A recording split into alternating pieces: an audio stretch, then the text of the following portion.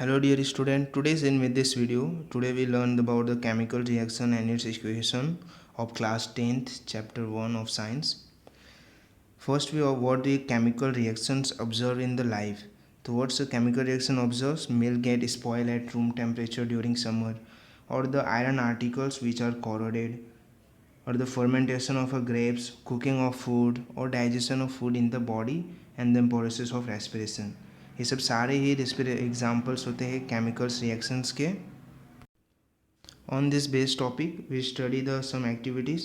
First, we see the activity 1.1 to study the burning of magnesium ribbon in the air. तो इस activity को कैसे perform करेंगे. हम 3 to 4 centimetre long magnesium ribbon लेंगे, कुछ इस तरह दिख रहा होगा मैग्नीशियम रिबन, और उसको हम पॉलिश कर देंगे bye rubbing with the sand paper.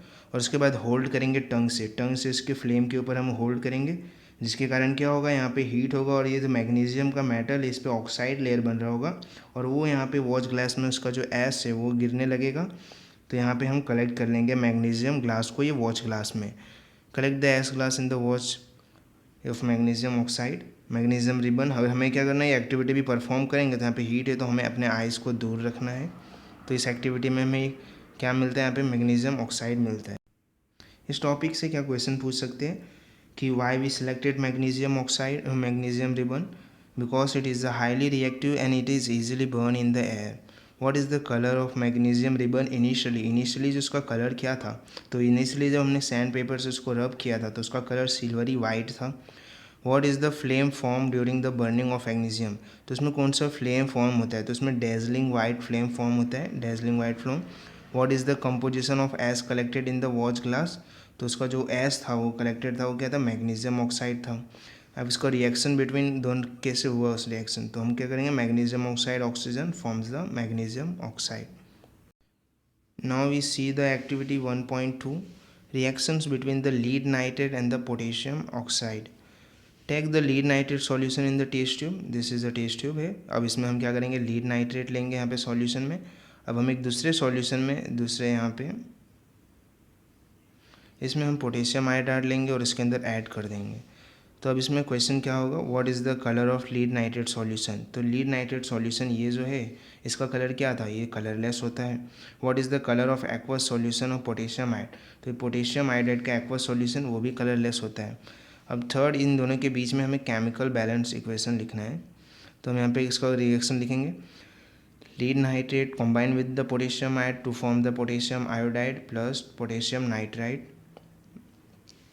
Nitrate. What is the colour of potassium iodide, potassium iodide का कलर जो होता है वह येलो होता है. हमने फर्स्ट देखे कि केमिकल रिएक्शन जो हमारे डेली लाइफ में ऑब्जर्व होता है उसके बेस पे दो एक्टिविटीज़ देखें. अब हम देखेंगे किस तरह के केमिकल रिएक्शन ऑब्जर्व होता है, कितने तरह की, किस में केमिकल रिएक्शन ऑब्जर्व होता है. तो कैसे कितनी तरह हो सकता है, चेंज इन फिजिकल स्टेट, किसी सब्सटेंस का या फिर कोई थिंग्स का फिजिकल स्टेट चेंज होना हो. Change in the colour is observe in the substance, जो सब्सटेंस है उसमें कलर का चेंज होना, या कोई गैस रिमूव होना उस रिएक्शन से, या फिर उसका टेम्परेचर चेंज होना, कम भी हो सकता है ज़्यादा भी हो सकता है. तो ये सब होते हैं types of changes occur during the chemical reaction. Now we see activity 1.3 to study the reaction between the zinc and the dilute sulfuric acid. For this we take a precaution as we use the acid to take care proper using. Activity, इसके activity हम कैसे perform करेंगे, एक conical cone लेंगे, conical flask लेंगे sorry, add the piece of zinc granule. अब इसमें हम जिंक ग्रेन्यूल ऐड करेंगे and then after we add the hydrochloric acid और द डाइल्यूट सल्फ्यूरिक एसिड. हम दोनों ही यूज़ कर सकते हैं. तो इसमें हम ऑब्जर्व क्या करते हैं, formation of the hydrogen gas by the action of dilute H2SO4 on a zinc. जब हम डाइल्यूट H2SO4 डालते हैं तो इसमें क्या करते होता है, यहाँ पे जिंक ग्रेन्यूल इसके साथ रिएक्ट करता है एसिड के साथ, और जो इसमें दोनों में हाइड्रोजन है तो दोनों में हाइड्रोजन में रिएक्शन क्या करते हैं, इसको डिस्प्लेस करके ये हाइड्रोजन रिलीज़ हो रहा होता है यहाँ से. तो इस पर क्वेश्चन क्या पूछे जा सकते हैं, what appear around the zinc granule, तो जिंक ग्रेन्यूल के अराउंड हाइड्रोजन गैस अपीयर होता है. What happen to the conical flask, conical flask जो होता है वो हॉट हो जाता है क्योंकि इसमें टेम्परेचर का चेंज हो रहा होता है, टेम्परेचर ज़्यादा इंक्रीज़ हो रहा होता है. State the reaction between the piece of zinc and the dilute sulphuric acid. तो ये रिएक्शन कैसे होगा, जिंक जब हाइड्रोक्लोरिक एसिड के साथ रिएक्ट किया फिर सल्फ्यूरिक एसिड के साथ, तो यहाँ पे ZnCl बना दिया और H2 हाइड्रोजन गैस बना दिया। अगर यहाँ पे H2 SO4 के साथ रिएक्ट करता तो यहाँ पे जिंक सल्फेट बना देता plus H2S gas. Which type of reaction take place between the piece of zinc and the dilute HCl। तो इसमें देखें कि हमने टेम्परेचर इंक्रीज़ हो रहा था तो वो एक रिएक्शन स्पेसिफिक आएगा आगे, उसको हम एक्सोथर्मिक रिएक्शन बोलते हैं। Now we see the chemical equation, how chemical equation return. कोई भी हम थिंग्स को ऐसे लिखते हैं, रिएक्ट प्रोडक्ट या फिर रिएक्टेंट को, उसी को हम केमिकल इक्वेशन बोलते हैं। तो हम केमिकल इक्वेशन किस तरह रिटर्न करते हैं, जैसे कि एग्जांपल लेते हैं बर्निंग ऑफ मैग्नीशियम का ऑक्सीजन की प्रेजेंस में। तो केमिकल इक्वेशन हम इस तरह लिखते हैं, जो ये लेफ़्ट साइड होता है वहाँ पे हम उसको रिएक्टेंट बोलते हैं और राइट साइड वाले को प्रोडक्ट। तो in this equation magnesium and oxygen undergo chemical equation reaction are called reactant, और जो राइट साइड में है वो प्रोडक्ट बना is obtain in the end of reaction. Reactant are always written on the left side and product are mentioned on the right side. An arrow indicate the side of chemical reaction, which side it proceeded. This arrow side put between the reactant and the product. If more than one reactant are involved in the reaction, then we add a plus sign written in between them. जैसे कि यहाँ पे दो reactant थे तो दोनों के बीच में हम यहाँ पे प्लस साइन ऐड करेंगे अगर एक से ज़्यादा रिएक्टेंट हो। सिमिलरली अगर प्रोडक्ट भी अगर एक से ज़्यादा बन रहा है तो हम उनके बीच में भी more than one sine put करेंगे। Now we see how to write a chemical equation.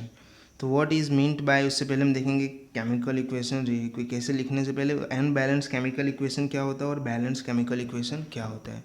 तो अनबैलेंस केमिकल इक्वेशन क्या होता है, more concisely by using the chemical formula instead of word. तो केमिकल इक्वेशन अनबैलेंस होता है, जैसे कि ये अनबैलेंस एग्जांपल देख सकते हो जो बैलेंस नहीं है। यहाँ पे ऑक्सीजन के एक मॉलिक्यूल है और यहाँ पे उसके वन एटम ही है। तो in this above equation mass and the number of atoms are not same on the both side, hence this unbalanced chemical equation। जब दोनों साइड एटम्स के अनइक्वल होंगे तो हम उसको अनबैलेंस केमिकल इक्वेशंस कहेंगे। It is also called the skeleton chemical equation for the burning of magnesium in the air. हम इस इक्वेशन को स्केलेटन केमिकल इक्वेशन बोल सकते हैं मैग्नीशियम को बर्निंग के इन एयर में। अब नाउ देखेंगे कि बैलेंस केमिकल इक्वेशन क्या होता है। द नंबर ऑफ मॉलिक मोल्स, जो दोनों साइड मोल्स है, of reactant and the products involve in the reaction can be known by the balance chemical equation. जो दोनों के साइड नंबर ऑफ मोल्स है, दोनों अगर होगा हम उसको क्या बोलेंगे, बैलेंस केमिकल इक्वेशन बोलेंगे अगर इक्वल में होगा। Balance chemical equation gives the detail about the quantity of reactant use and the quantity of product form. जो बैलेंस केमिकल इक्वेशन होता है वो हमें ये आइडिया देता है कि कितना रिएक्टेंट ने कंज्यूम किया है, कितना क्वांटिटी हमें लगा और कितना प्रोडक्ट हमें मिला। Physical state of reactant and product can be known, इससे हम उसका फिजिकल स्टेट भी नोन करते हैं। केमिकल बैलेंस केमिकल इक्वेशन में हम सिर्फ मॉलिक्यूल्स का मोल्स का बैलेंस ही नहीं करते बल्कि हम उसमें उसके स्टेट्स भी लिखते हैं, जिससे हमें उसका आइडिया फिजिकल स्टेट के बारे में पता चलता है। Now we see why balancing of chemical equation essential. Chemical equation को बैलेंस करना ज़रूरी क्यों है, क्योंकि chemical equation number of atom of the each element remain the same on both side.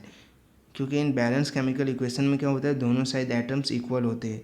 तो now according to the law of conservation of mass, matter can neither be created nor be destroy in chemical reaction. कोई भी chemical reaction होता है उसमें जितना reactant होता है उतना ही प्रोडक्ट बनता है, मतलब कभी भी कोई मॉलिक्यूल डिस्ट्रॉय या क्रिएट नहीं होता है। ये कंजर्वेशन ऑफ मास का लॉ है।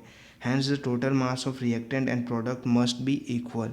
से वो एक फॉर्म से दूसरे फॉर्म में चेंज हो रहे होते हैं लेकिन दोनों का मास प्रोडक्ट का रिएक्टेंट में उतना ही होगा। As a result it is essential to keep the number of atom equal in both side of chemical reaction. तो ये ज़रूरी हो जाता है कि हमें इक्वल नंबर ऑफ एटम दोनों साइड हमें इक्वल ही रखना है। Thus it is the basic needs of balancing the chemical equation. अब नाउ देखेंगे how to balancing the chemical equation, उससे हम एक एग्जांपल देखेंगे कैसे बैलेंस करेंगे। We consider the example iron react with the water to form the iron oxide plus H2SO4 H2S hydrogen gas.